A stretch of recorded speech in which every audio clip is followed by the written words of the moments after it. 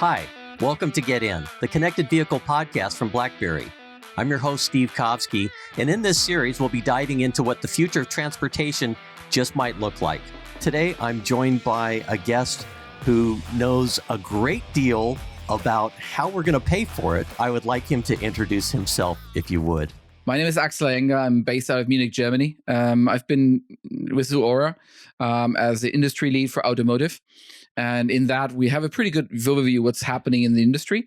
And glad to be here to talk about this, how we're going to be in the future paying for cars and the mobility. I'm looking forward to getting into this and what Zuora does and how this is going to change our connected car experience. One of the things we like to do on this show is ask people about themselves a little bit and their experience with cars. And I don't know if you grew up in Munich, which is where I think you're joining us from today. What was your first experience as an operator of an automobile? To be frankly honest, I was born and raised in Hamburg, but living in Munich since 25 years so far. In funny wise, during my high school year in North America, in California, I did my driving license. So mine was with a 56 Chevy pickup. Was my first car to drive, and I went to the DMV with that one. So that was quite an experience. Potentially, that would not have been my car of choice doing the license in Germany because of gasoline consumption as well as on space on the street. Clearly, that would have been a classic car in that day because you're not old enough for that to have been a model off the line. Okay, well, I want to hear more about that because maybe we passed each other on the road. I went to high school probably about the same time in California.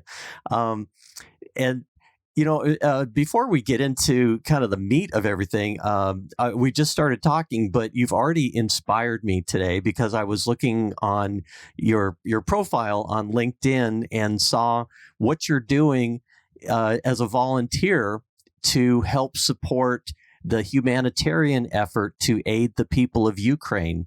And I wanted to give you a shout out for that. I was inspired by that, but could you tell us a little bit about what that project is and how it came to be? How it came to be, I was on a flight to North America roughly a couple of weeks ago, and I heard about this relief campaign being organized by some startup founders here in Munich, and they were urgently looking for drivers.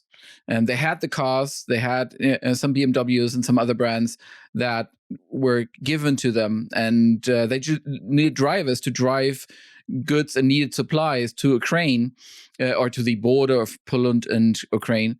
And on the way back, taking refugees with them. Mainly, obviously, women and child and elderly. And on the way back, there is a whole team behind it, calling private families and finding space for them so they don't have to go to the refugee camps. And I found this so much.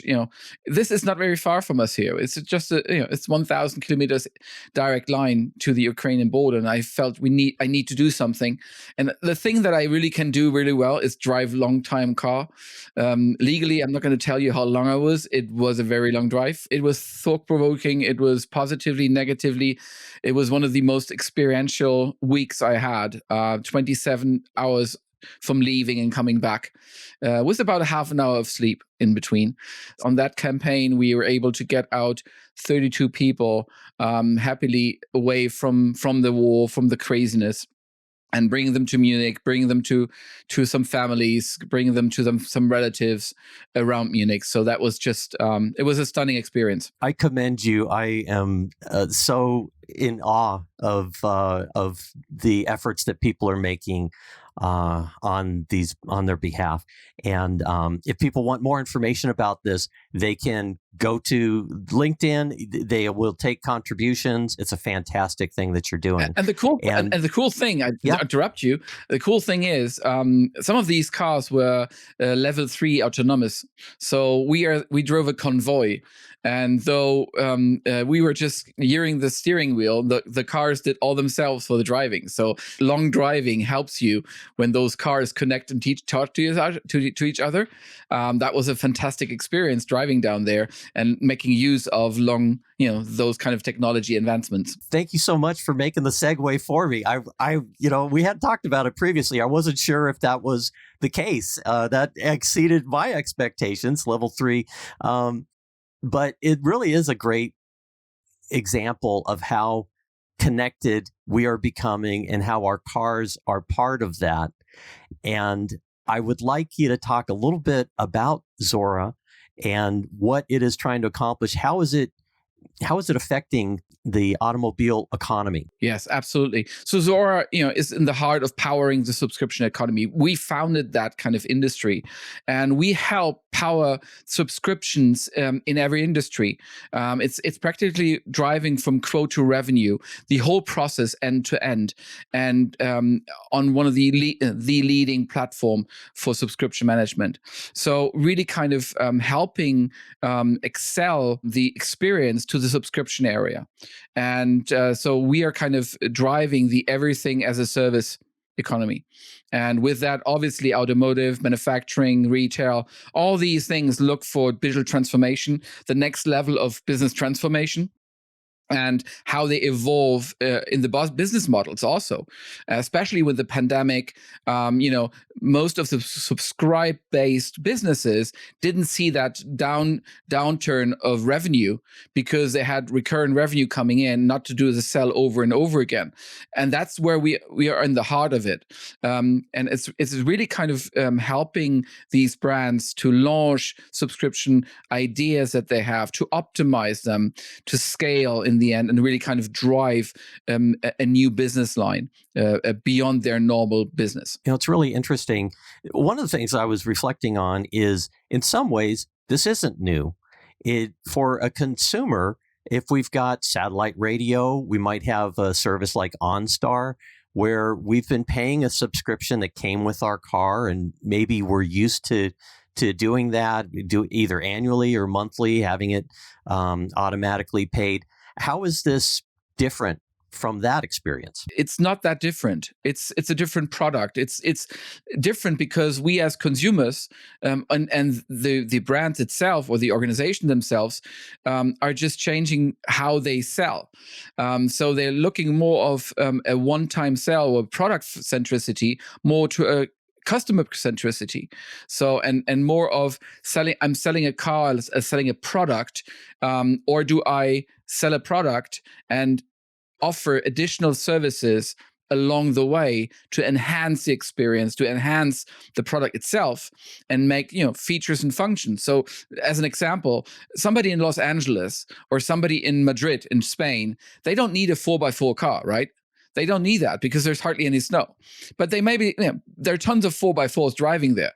But potentially what you can do in the future, and will be done in the future, and some of the automotive brands do that already, is, 4x4 is built in, but you only subscribe to it when you need it. You maybe go up to to the mountains for skiing out of Los Angeles, or you go in Spain up into Sierra Nevada. Use this feature or the function when you need it, and you pay by use. So this whole thinking of, I'm buying a car, everything is equipped that I need, regardless if I need it right now, I pay for it. So the question is, how do I expand my product lifeline across my customer, and how do I keep and build a meaningful relationship with my customer on that journey? And selling a car is nice, it's a good effort, but selling a car twice to the same person is something that shows that you have done something right on that journey. And that's where we really help to enhance these kind of activities and build that platform underneath to help the OEMs, especially, but across all industries, to monetize the experiences that they have invested in the last 3, 4, 5 years. They're heavily invested in increasing the customer experience, wrapping themselves around the customer. And now we're here since about 4, 5, 7 years, where we kind of help them to monetize that. So you did, in fact, blow my mind a little bit. And part of it is the granularity that is now in the vehicle because of the technology that you can't separate out. So I have a car, it's a hardtop convertible. I I don't know. I don't use the convertible feature for months at a time, and I'm just driving a hardtop now. I don't know if they would want to charge me to enable that, but if they have full control of the vehicle, and they can turn on, turn off features, also perhaps monitor, that I'm using that feature, so it's very seamless. That opens up a new avenue for having this relationship with the automobile consumer. Absolutely, and I think the space, the inside of the car, and how you consume features, functions, services, media, is in infinity, because it's not defined yet what the payment road is from inside the car to the outside. There are nuances and there are some first starting points, but it's not clear as on mobile phones how you pay. Inside the car, it's not defined yet how your car pays for your parking, or how your car pays for the road tolls. So it's all about making life easier for drivers, and create value through this. And this route of payment hasn't been decided yet.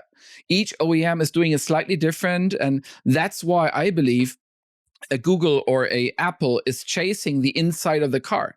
They really want to kind of own that experience inside the car, control how they and give them the experience that the people know from outside the world of auto. And I think that's where the critical path comes in, because OEMs need to control that inner circle of their car. They need to control the experience they want to give in to their customers.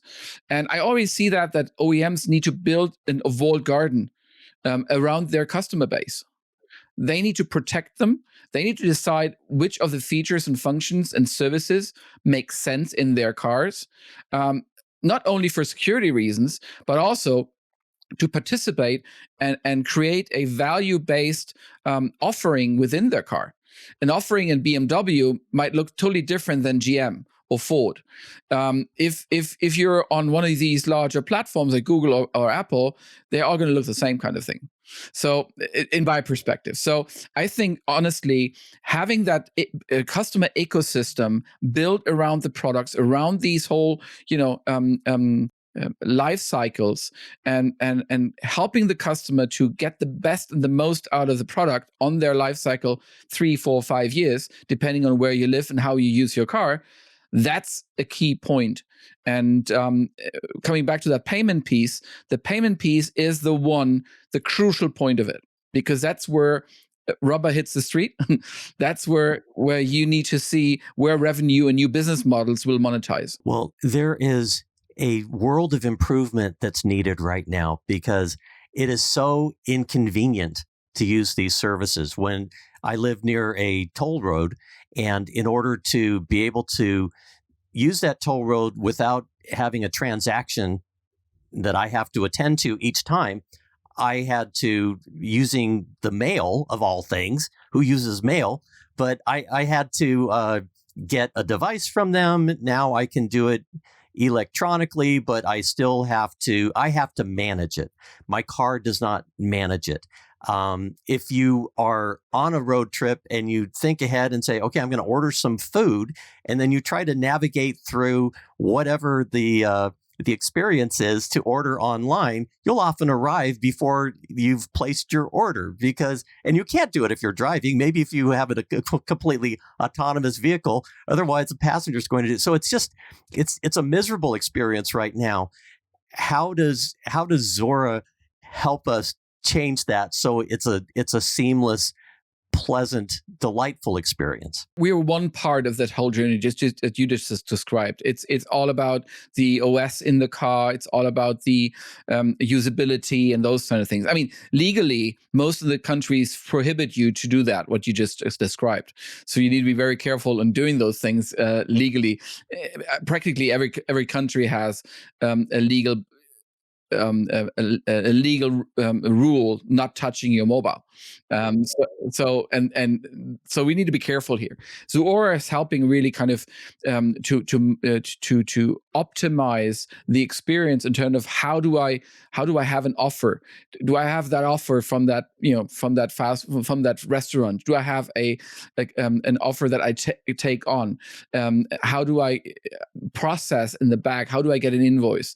How do I pay for it? All the way to for the restaurant or for the OEM, who depending on who's handling the payments, doing a revenue recognition towards that. So it's really, if you want to picturize it, it's between the ERP and the CRM system to manage all these processes in very granular versions of all the activities that a subscriber normally has.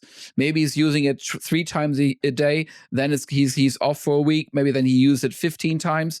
And this is a very flexible system that really kind of helps the manufacturer to kind of come and build an experience that is in line with their brand experience in terms of how they're invoiced, how flexible and transparent these are, and how you're going to, for instance, you get at the end of each day, you might get a clear overview what you have been consuming during the day over the car.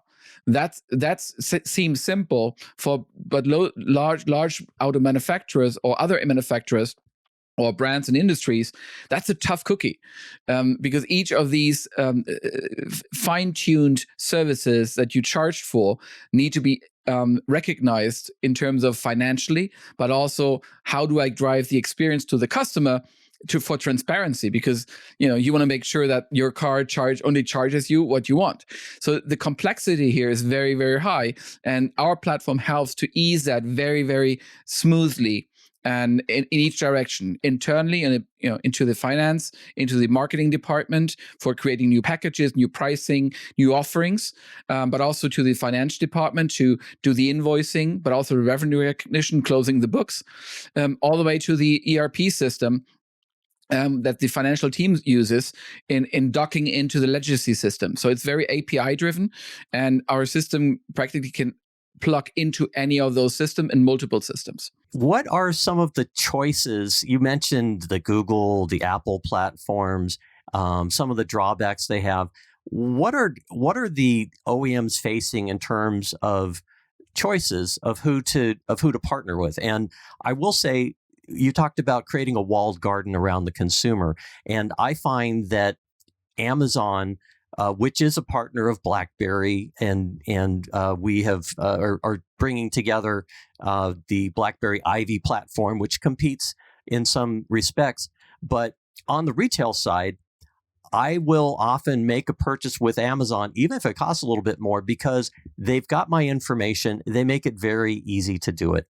And the ease of use is so important. But if you're facing this as an automotive OEM, you're looking at this new subscription economy, they have to choose a platform or build one themselves. What is this decision tree that they're looking at, and how are they facing it? It's a good question. And each of these OEMs treat it differently. We have some that are trying it with the legacy system, and they face quite some challenges. Some are using multiple platforms, some for payment, just for revenue recognition, some for it's very different from each of these OEMs how they attach it.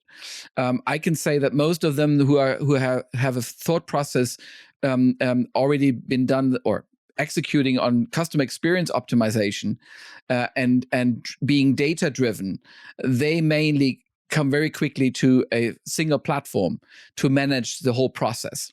And especially with EV, and that's where we can kind of have that end-to-end experience, really kind of from offer of that restaurant you said, all the way to revenue recognition. You can drive that experience end-to-end across all systems in the back end. And the car, in the end, is only a mobile device. That is the interaction point. And that's how we see each IoT device, it delivers an experience, it delivers back data on which you can execute on. And that's how we see this. And the complexity in the OEM space, there are cultural ones, there are technology ones, and there are business optimization ones. And the combination of those makes it so complex, because you tell the financial guy you're gonna be shifting and earning not the money while you sell the car, because you're gonna be earning money across the life cycle. It's a totally different business model. So there's a lot of change and business business transformation behind it, and a cultural change, because you need to test, you try. It's like testing and trying a new feature in the car. The technicians, the engineers will test it till the end. They say now it's ready to ship. It's the same thing with subscription. You want to test and try. What is the best value, the best experience that customers get from your offerings? Which again comes back to, you need to be able to fail fast and learn from it and try new. And especially in automotive, and especially in Europe, that DNA of failure is not very nicely built. So, or that muscle, so to speak. So I think there is some dimensions behind it, building and learning from that muscle, how to do this. And that's why there is no plain answer of how OEMs and what they run into. It's all one by one. I think it's really interesting how you mention all of the dimensions that are here, and we often focus on the technological and we overlook the cultural and the human elements here. And there is a tremendous amount of change sweeping across this industry. I don't even know what to compare it to. When you look at all of the things that are happening at the same time, autonomy, electrification, software-defined vehicles, the importance of data, the ability to control to read the sensors in real time and apply artificial intelligence to optimize. All of these things are compressing into this industry. And then you look at how they pay for it. What are some of your thoughts about how this is all going to turn out? Do you have some ideas? I have a global role. So I'm looking at the US market different than I look at the EMEA market or the Chinese market. So US market for me is, I compare it more to a CPG market than an art car market, because Americans often use the car 1, 2, 3 years and then they sell it. And the selling of the car is by year. It's a 2022 car or a 2021 car. That's a different notion of how car sales are being done in Europe. So in Europe, in major countries in Europe, the car is still the second largest investment, besides real estate. So there's a different, thought process, how they buy the car, how they order the car. If you're in the US, you're selling by the lot. You pick and choose a color, and you just take that car and drive home. That's why I'm saying CPG. It's like going into the supermarket and picking some apples. And it's in Europe. If you go to let's say Germany, you go up to the dealer here and you say, I want to have that car. He said, nice, I'm going to give it to you. I can't, it's my model for showcasing. You need to order it. And if you're lucky, you get it quite fast because they have somewhere built a similar car. But most likely they're going to build it for you as you want to have it. So how it's going to turn out, different dimension. Number one is one most important factor for everything we talk about here is 5G.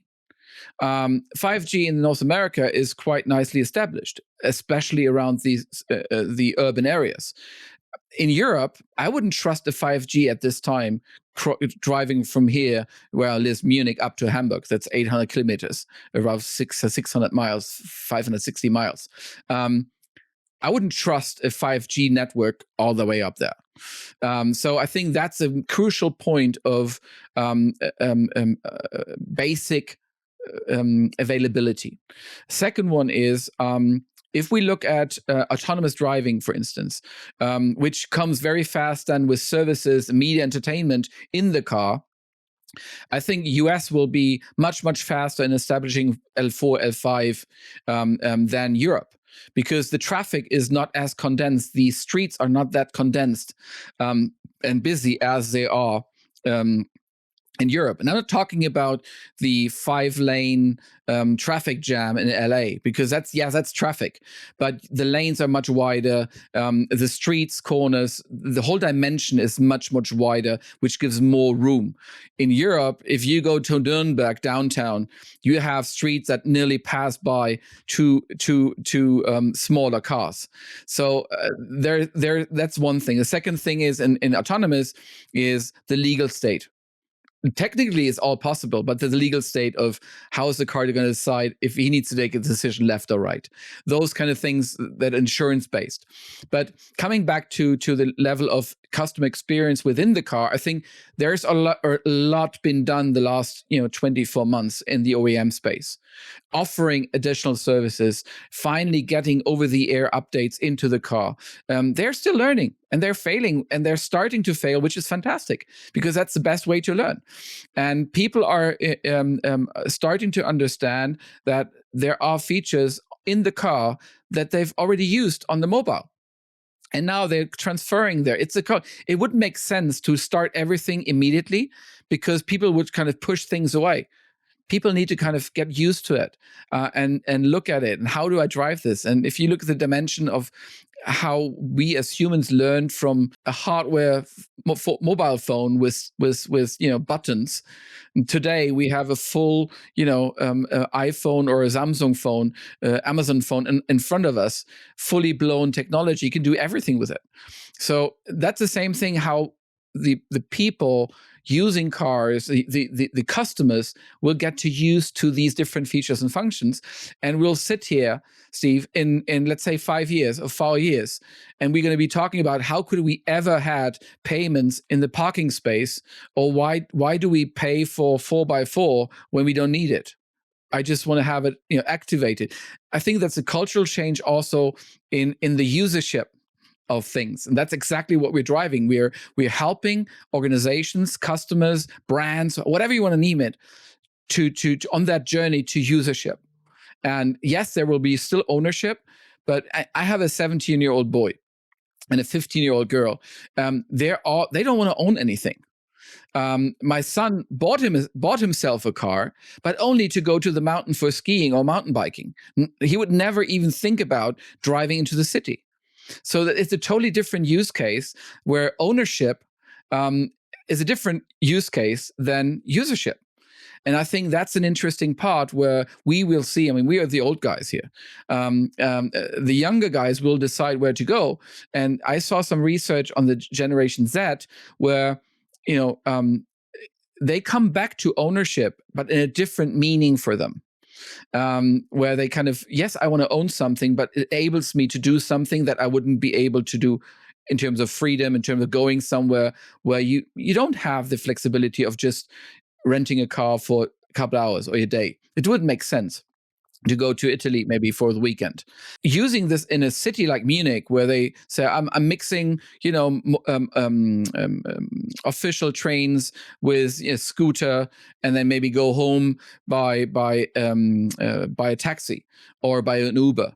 It's a mixture that will be interesting. And I see I'm traveling quite a bit, where I use myself, I using an Uber, using I was a conference in Stockholm where the taxi driver didn't come, and I had a speaking engagement in front of customers. And when I got too close to it, I just jumped on a scooter and drove to the venue, which took me 20 minutes or half an hour. And luckily it wasn't raining. So I just got in there in time, just by flexibility of what is the mobility available and which makes the most sense at the same time. And that's where I think it's going. And the inside of the car will not be anything different from building me as a consumer, building what I need. And your needs, Steve, will be different in the car than I am. So adapting as your mobile phone, the entrance will be looking different, the screen, than my screen, because you build it the way you want to have it, because you have different demands and you see different value in different activities or services.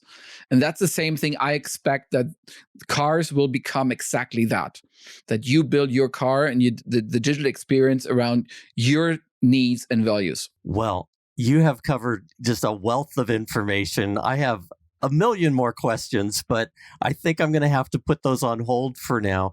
And just thank you for joining us and ask you, if you had kind of a final thought for automakers, for developers, for consumers that are interested in this connected car experience and what it's going to mean to them and what are the next steps, what would you tell them? I would tell them, please be curious, be more suspicious what customer wants, be more centristic.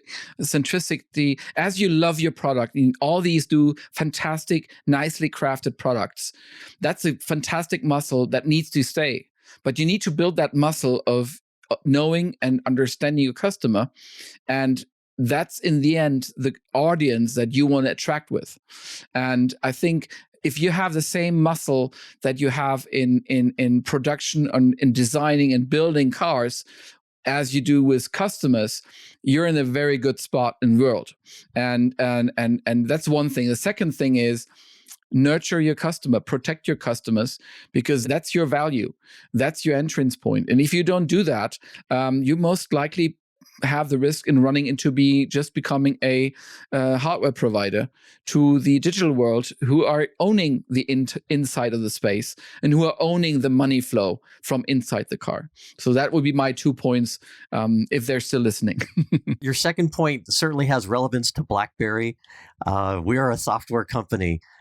We chose not to be a hardware company anymore. And it really is an interesting inflection point for this industry. And I'm so happy that there are services like Zuora out there and that there are people evangelizing this and helping us flex, because I think flexibility is going to be very, very important. We have our cultural approaches and what we're programmed to do and what we've done now for generations, the relationship that we've had with automobiles and that our markets have had. But this is certainly changing.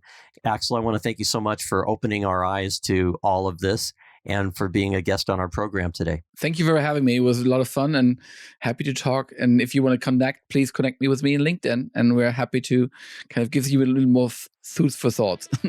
Well, that's the end of our episode for today. But if you'd like to get more information on the topics or our guest, check out blackberry.com/podcast. Get in. The Connected Vehicle Podcast from BlackBerry is available wherever you get your podcasts.